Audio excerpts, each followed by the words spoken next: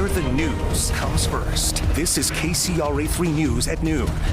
President Trump's tariffs going into effect today. We take a look at what this means for your bank account as Wall Street drops.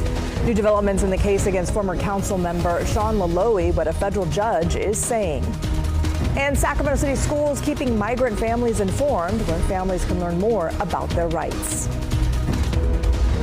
Prices across the country are expected to go up after new tariffs from President Donald Trump take effect today. Goods from Canada and Mexico are now being taxed at 25%, and tariffs on Chinese imports are now up to 20%. Those countries are now retaliating. Canadian Prime Minister Justin Trudeau just announced a 25% tariff on more than $20 billion of U.S. goods immediately. I want to speak first directly to the American people. We don't want this. We want to work with you as a friend and ally.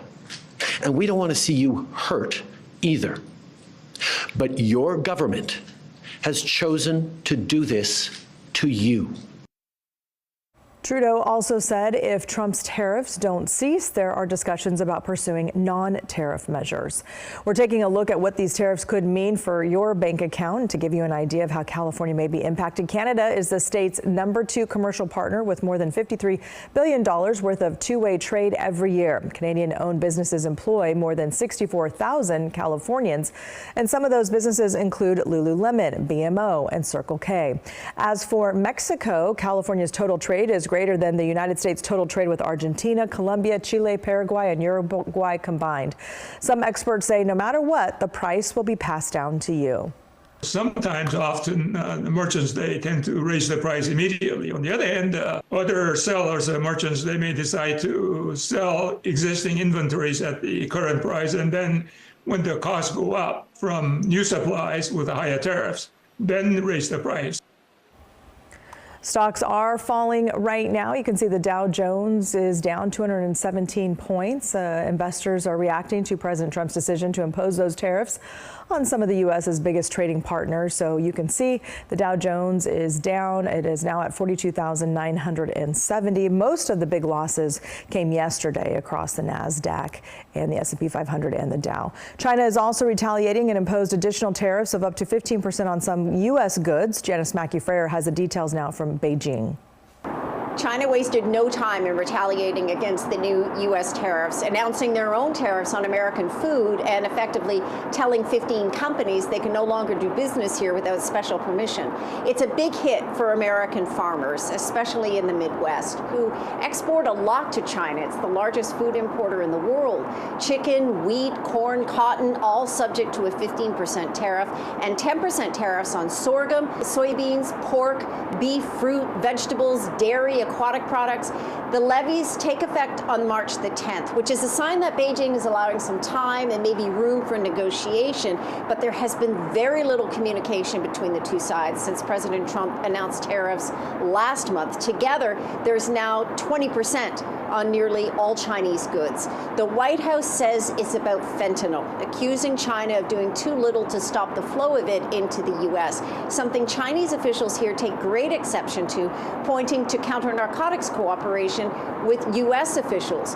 Beijing is also warning the U.S. about using tariffs as a national security tool and say the Trump administration right now doesn't appear to know what China wants. China's foreign ministry has called the tariffs blackmail, and they've hinted that they may curtail or even cut off counter-narcotics cooperation, which is something that's happened before. Overall, the message from the leadership here appears to be that unilateral tariffs don't work, and ultimately it will be U.S. businesses and consumers who will pay the price. Janice Mackey-Frayer, NBC News, Beijing. And Mexico said it will announce retaliatory measures on Sunday. The country has said since January that it already had a plan ready in case this happened. The Trump administration says the tariffs were necessary to stem the flow of fentanyl into the U.S., as you heard. But Mexico's President, Claudia Sheinbaum, says that her administration has seized more than a ton of fentanyl and dismantled 329 methamphetamine labs. She also noted that Mexico had sent 29 drug cartel figures requested by the U.S. to that country last week. We have more on the tariffs on our website, KCRA.com, and the KCRA 3 app. Scan this QR code that you see right now on your screen. It will take you there. It'll take you to the article article with information compiled from trade with Canada, Mexico, and China with more on how this could impact you. Well, right now, people are protesting the Trump administration. The protest started at Crocker Park in Sacramento, and they will head to the state capitol. These are live pictures from Live Copter 3. This was organized by the 50-51 movement, which stands for 50 protests, 50 states, one movement. This organization has hosted several protests at the state capitol recently since President Trump took office. You can see people gathered with their signs here on the grass. Many are holding signs expressing their frustration. You can see they're just kind of gathered there. They haven't started marching yet and aren't really shouting yet or anything like that, but you can see just about how many people have gathered today. Another rally happened at the state capitol this morning. Students, parents, and educators across California protested Trump's plan to defund the U.S. Department of Education. The march started at Cesar Chavez Park. Nearly 500 people made their way to Capitol Park for that rally. Educators and nonprofits are worried that federal cuts would force some after-school programs for middle and high school students to shut down and also leave vulnerable children without a place to go. They're asking Governor Gavin Newsom and state legislators to provide more funds in the budget proposal for the expanded Learning Opportunities program. Without unstructured programs, there's absolutely will be an increase in juvenile crime rates. We know that the research says that there are increased engagement and graduation rates when they are involved in after-school enrichment programs. They are more connected to the adults who care about them. Many students and their families who attended the march were from the Sacramento region, but organizers tell us they also had a big turnout from Los Angeles and the Bay Area. Let's get to our KCRA 3 weather, and we've got really overcast skies today. Lots of cloud cover right now as we look over the city of trees, our Sacramento sky camera, and lots of different types of clouds. Meteorologist Kelly Curran is tracking it for us. Kelly? Yeah, absolutely. Seeing a lot of clouds, and right now we can actually see the Sutter Buttes, which have been kind of in and out of the clouds all throughout the morning hours. Now, as we take a look at the satellite radar imagery, the satellite overlay, you can see overcast skies all across the area. But we're also seeing, you see these little dots of green, some light showers and sprinkles that have been trying so hard to move their way eastward, but most of them are fizzling out. Now, we have seen a few of those sprinkles in the Sacramento area, and it's still a possibility that we could see some more. But today is mainly dry conditions for us. Cloudy skies, temperatures will be below normal. We're at 56 degrees right now in Sacramento. Modesto is at 59, and we'll see those highs creep up to around 60 degrees. But come tomorrow, it's going to be a little bit of a change for us. So now we're going to be talking about steady rain, mainly south of I-80, snow levels above 4,000 feet. Isolated thunderstorms a possibility as well, and then even some lingering showers into Thursday. We're going to break down all the details, plus take a look at potential rain and snow totals. That's coming up in about 10 minutes. All right, we'll check back in with you then. A motion to toss out evidence in the case of embattled former city councilman Sean Laloie has been denied by a federal judge. Laloie had made several claims, including that the stores and offices of some of the buildings he ran were personal offices and not subject to a warrant. But he also claimed that one of the sources of the investigation was his political rival and that an employee interviewed may have had mental health problems. Laloie wanted the evidence obtained and search warrants by federal investigators thrown out in his criminal case.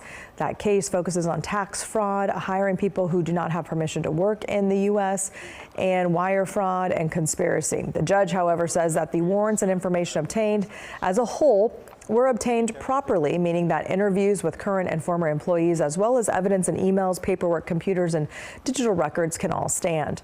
The court has allowed more time in the case due to the large amount of documentary evidence. In January, 3 of Laloie's lawyers employed by Deloitte left the case. With growing concerns about immigration enforcement, the Sacramento City Unified School District is hosting a series of presentations for families to know their rights. KCRA 3's Leticia Ordaz has more on the goal of tonight's first community event.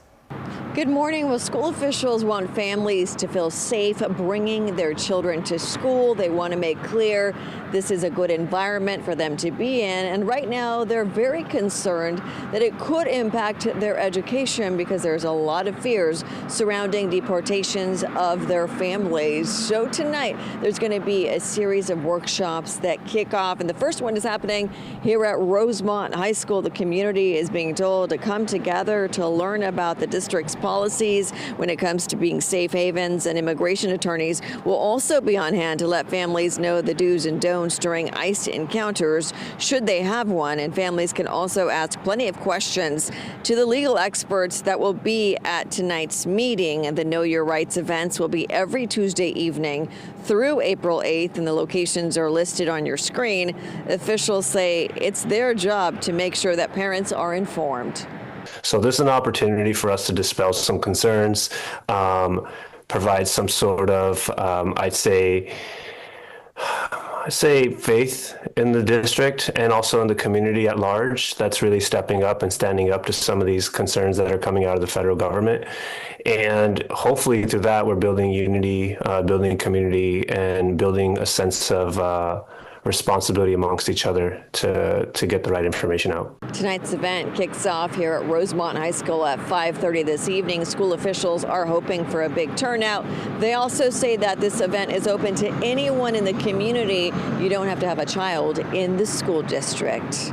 In Sacramento County, Leticia Ordaz, KCRA 3 News.